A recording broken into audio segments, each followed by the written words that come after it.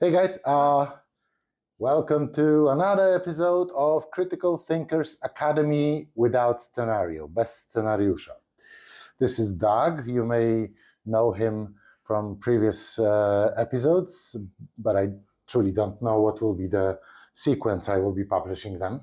It'll happen whatever way it needs to happen. So it might be the first one that you will see, and you'll be probably thinking, were there any others? Well, we'll see. Don't panic. Don't panic. You will see them. Yeah, promise. Today we meet for the second time, but you will not see it because I will try to mix all the episodes. The lighting's different, so it makes it look that's cool. the thing. We'll talk about argumentation And logic. and logic. Yeah, logical thinking is in demand in the business. Foundational to civilization. That's true. Yeah. So, do you have any problems with argumentation? Well, I mean, I think we need to first look at what argumentation really is, and I think it's several different things culminating together to either prove a point or to make somebody aware of something or to justify something when you have a form of conflict of ideas. Mm-hmm. Now, argument sometimes is a word that carries with it a negative connotation, but I think in the right frame, it's actually a really good thing. So as long as it stays healthy and positive, it's great. So basically what we need to look at to be successful in argumentation, like for making a point, or if you want to prove something to be true or correct or the best way forward, or whatever it is you need to impart upon people you're speaking with, is first of all persuasion. Mm-hmm. Second of all would be truth, I think, the validity behind what you're saying, Mm-hmm. which means making sure that you've got lots of data to support whatever point you want to make.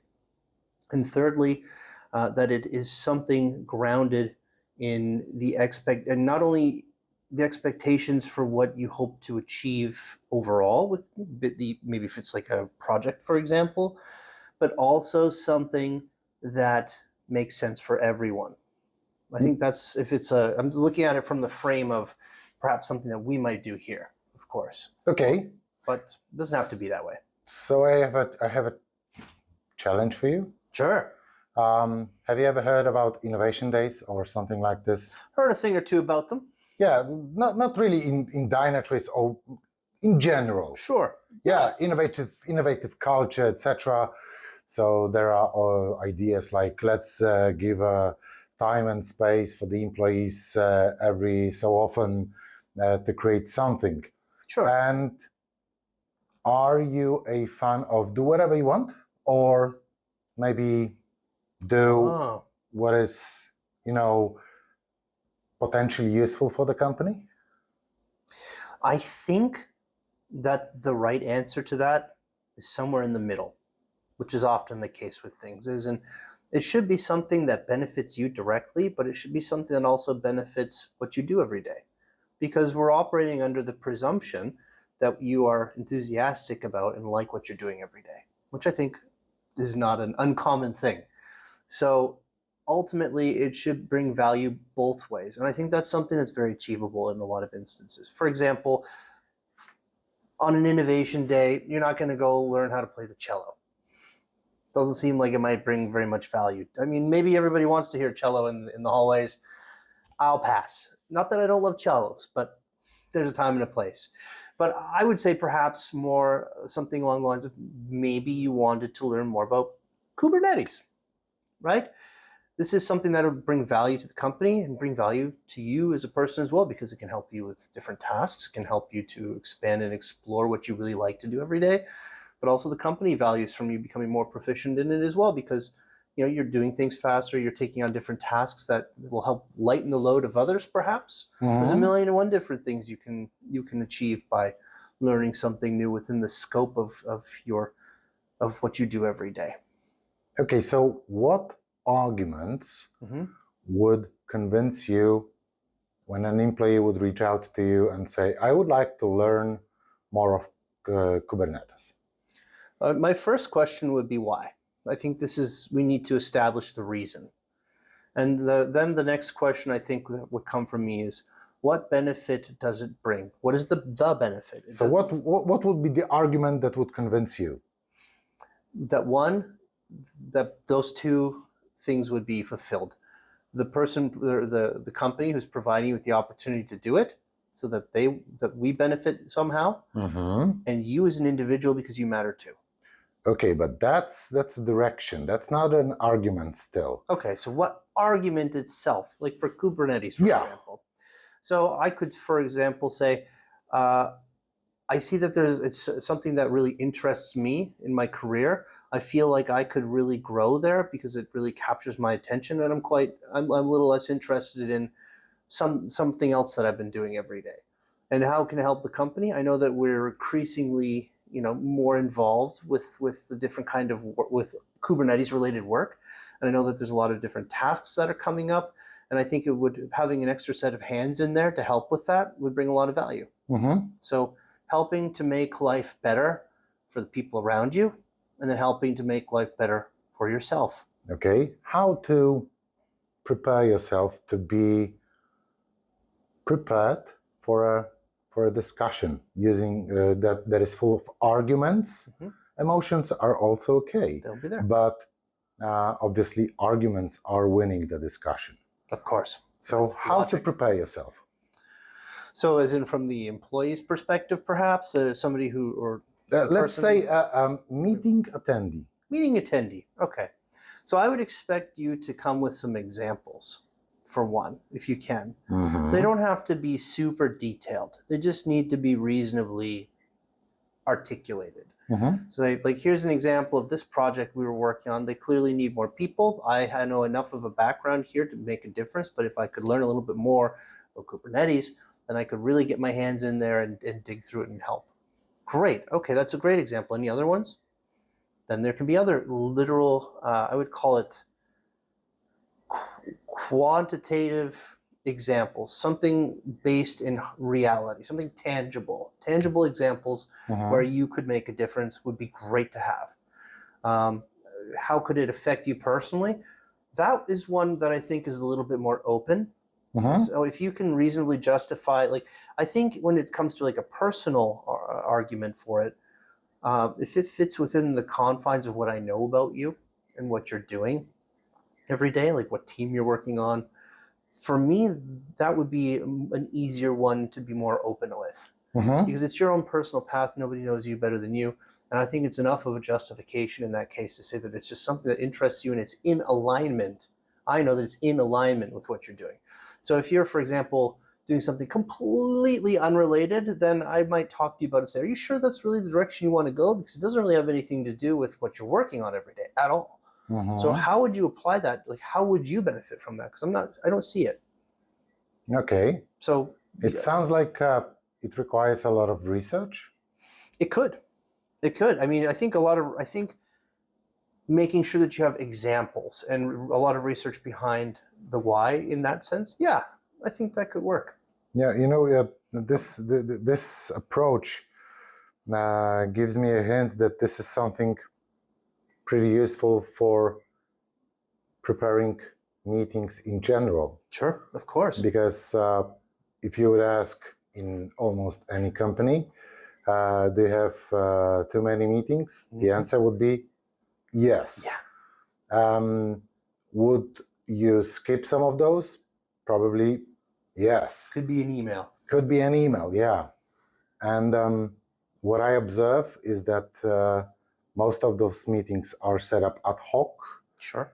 Or they are set up without any agenda, without any expectations, without any material to prepare yourself, or requirement for the attendees to prepare yourself. If those conditions would be met, could we say that we would have argumentative discussions? That's a question that could be very reasonably asked. Okay. Would it solve problem with too many meetings? I think it could. Okay, good. I think it could, to be honest. So we have a solution already. At the end. Just kidding. No, just kidding. Yeah. So another question, or maybe you have a question. I was thinking I have a question for you. So I'd like to jump back a a little bit there to what we were talking about, how like with innovation days and some of the things that like I give some examples of what I thought somebody should prepare when they're coming to talk about the skill they wanted to take on board. What would you be looking for? Purpose. Purpose, Goal, achievement. So if an employee, a partner, anyone would reach out to me, say, I would like to be better in C++. Sure. That's not an argument for me. No. But if the person would say, we are migrating to a newer version, and we need to know what the newer version can deliver, create added value, then it's a much stronger argument than because I like it. So again, we're coming back to that initial thing I said, which is persuasion, the art of being persuasive. That's true, yeah. And now some people seem to think that persuasion in argumentation is a bad thing because it's like you're trying to manipulate somebody, but you're not. It's about weaving your facts and the truth together in a way that is readable and understandable to other people, in a way that's more personalized for them. There's nothing dishonest about that. Yeah. It's, you know. And one more element I would add to this equation, the one that is mostly hated by the employees when I ask them, is what will be the proof that you succeeded? Sure. Because if you are going to a training, it's an investment. Great point. And I'm asking for KPI. I know it sounds very corporate, but I'm trying always to turn the table and say, imagine you are investing 10K into my trainings. Yeah. You would like to see the return of investment. Yes. In the same way as I'm doing. Very valid. So very valid. The last thing that I would require is that what will be the result of the training? Not your certification, but migration happened faster or with less bugs or whatever that would be, but it must be a measurable achievement at the end. And that's, I think, not only reasonable, but it should be an expectation that we put on everybody. I mean, if you don't have a quantifiable goal that we can actually measure to see if you were successful or not, what is the purpose really? Then it kind of gets lost in the void of what was actually done. That's versus true. What was actually completed. That's true.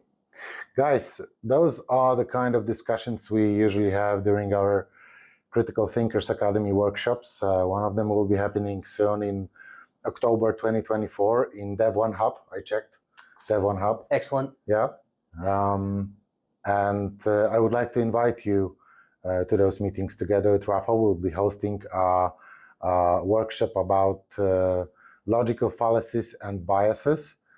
Together with Doug and Alicia, we are preparing several recordings like that with some hints, tips from the perspective of critical thinking, problem solving, data-driven decision-making, miscommunication, misinformation, logical approach to a discussion. If you like it, please join us. We'll have more to show soon. Awesome. I'm looking forward to it. I think it's going to be a great time. It's going to be a really great learning opportunity. And I think everybody will leave with a lot more knowledge than when they went in. Yay! Right. Any dad joke? Of course. There you go.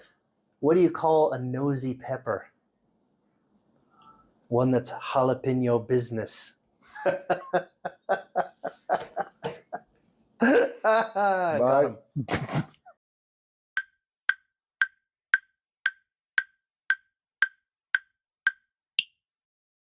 I don't this guy. Yeah. Get out of here. Get out of here. Get out of here. Go on. There we go. Is it on? Okay.